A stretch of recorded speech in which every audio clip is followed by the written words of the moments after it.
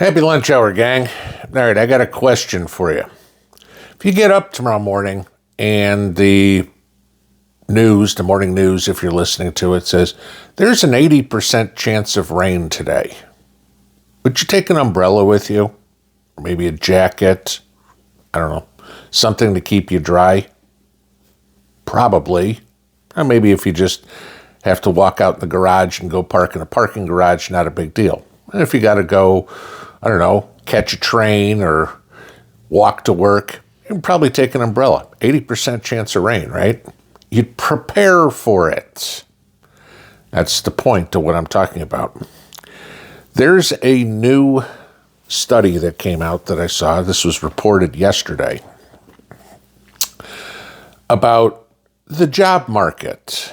Now, some of the people that watch this channel are retired. Some of the people are working side gigs. Some people are still fully employed, depending on how old you are. Okay, whatever you want to talk about. New survey.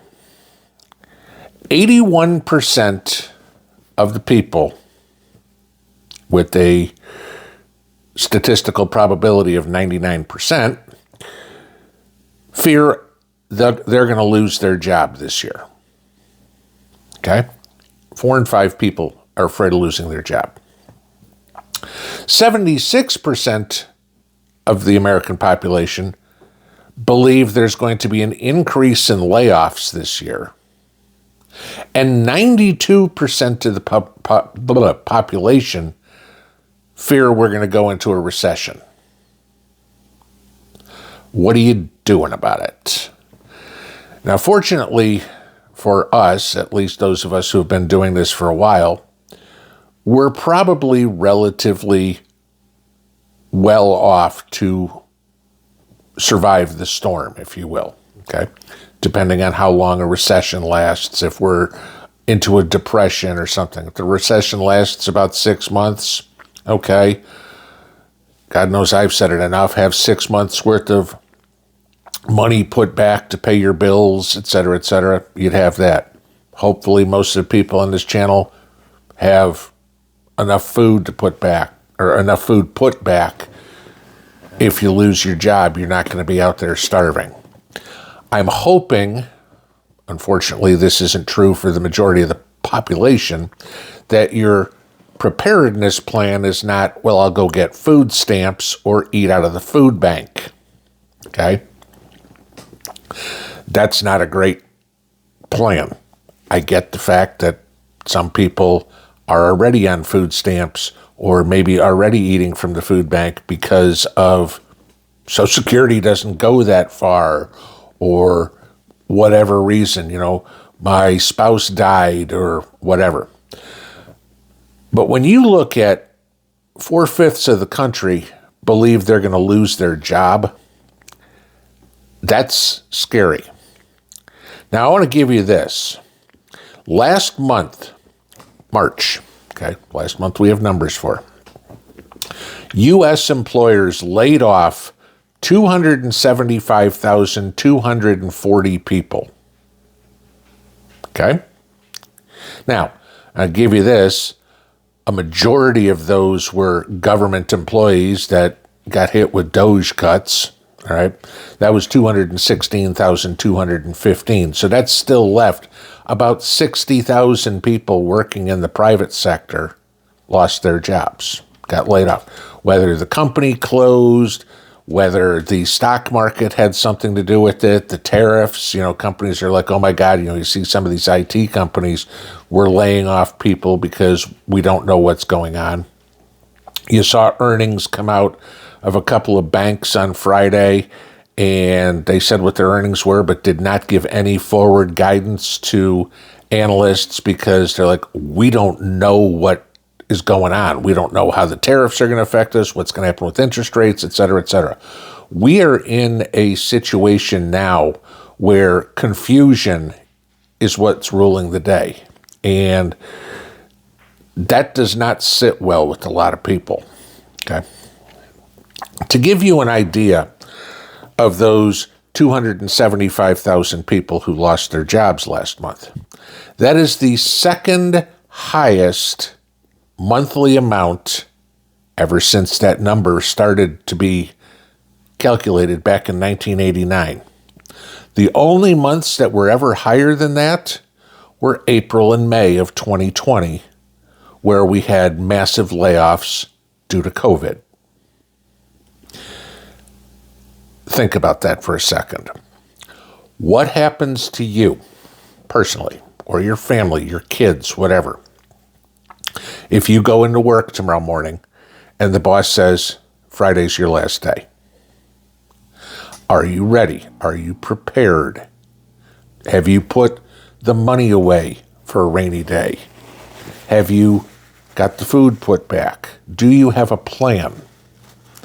Some people will say, my plan is to go get another job. Easier said than done.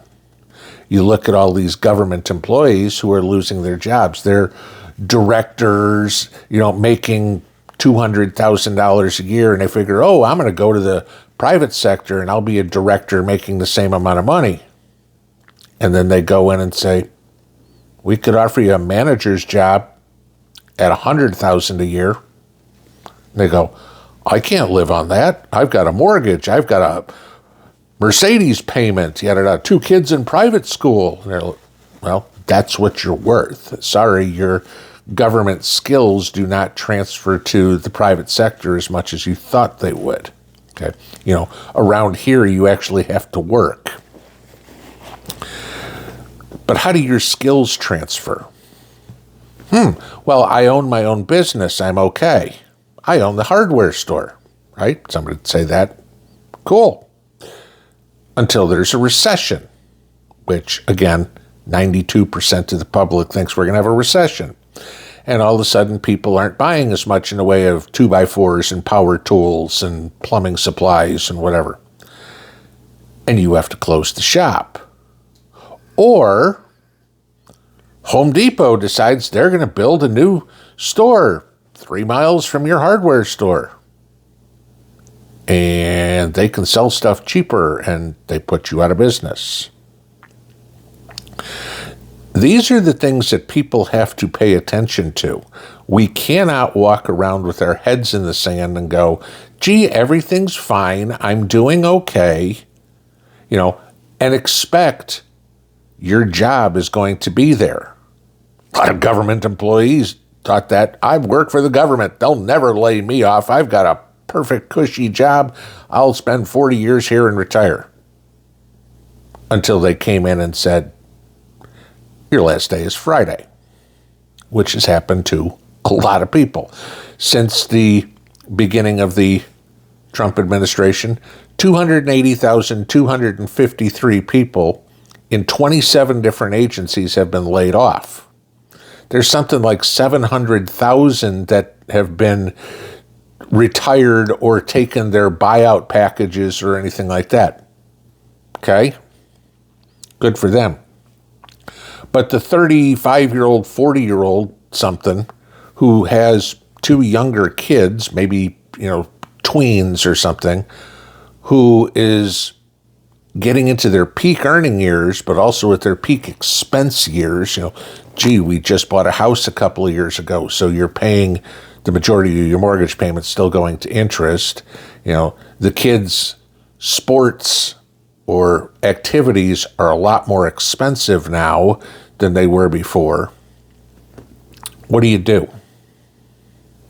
This is why we prep.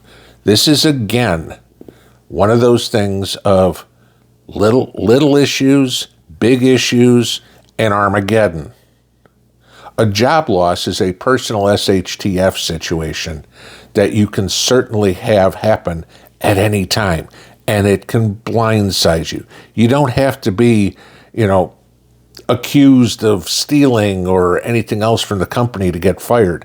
Companies have no loyalty to you. Remember that. It is not the old days where you took a job at 22 and retired at 62 and said, cool, I got my 40 years in, I'm going to collect my pension and I'm gone. Remember, companies are trying to cut costs. The 2 biggest expenses any company has are physical property, i.e. the building you go to work in, and employees. Well, they can't really get rid of the building, so the easiest cut is to the employees. Then the other thing they talk about cutting. How many of you have had this happen in, I don't know, the last 20 years? Your benefits have gotten cut. Maybe they don't offer health insurance or dental insurance or a retirement plan or a retirement plan match, or you don't get paid for PTO anymore. How many of you have had your hours cut that maybe work at a Home Depot or something? You used to work 40 hours a week. You were full-time. Now you work 31 hours. Well, gee, now you're not a full-time employee anymore, so we don't have to provide your insurance. These are things people need to plan for. And when the public is telling you that this is their fear, listen to the public. Don't listen to the politicians. Don't listen to the companies. The politicians are only concerned with getting reelected. The companies are only concerned with making a profit. The only one that is worried about you is you. The only one that's going to take care of you in a disaster, big or small, is you. The government's not going to bail you out. Sorry, Democrats, that doesn't work. The company ain't going to bail you out. They're not going to go, oh, gee, you know what, Joe? We're going to lay you off, but we're going to give you a 6-month severance. That's a thing of the past. Maybe if you're lucky, you'll get 2 weeks. Then go try filing for unemployment. And by the time they finally get to processing your unemployment with all these layoffs, which means all these people that are filing, you might not collect that first unemployment check for a month, 2. What are you going to do then? What are you going to do when the kid comes home and says, Mom, we've got a field trip on Friday. I need $20 to go on this field trip. You're going to have to come up with it. What do you do when you open up the refrigerator and there's nothing in there? This is why all these prepper channels, all this tinfoil hat wearing wackos have been telling people over and over and over, get stuff put away for a rainy day. Toothpaste, deodorant, soap, anything that's going to cost you money is a prep. Because when you have no income, good luck going to a job interview if you haven't bathed in 3 days. Certainly not going to hire you. Would anybody else? No. This is the point. Ramp it up while you can. Get everything put away that you can. Figure out ways to make an extra buck. Plan accordingly now. Polish your resume. Get an extra skill. Make connections with other companies.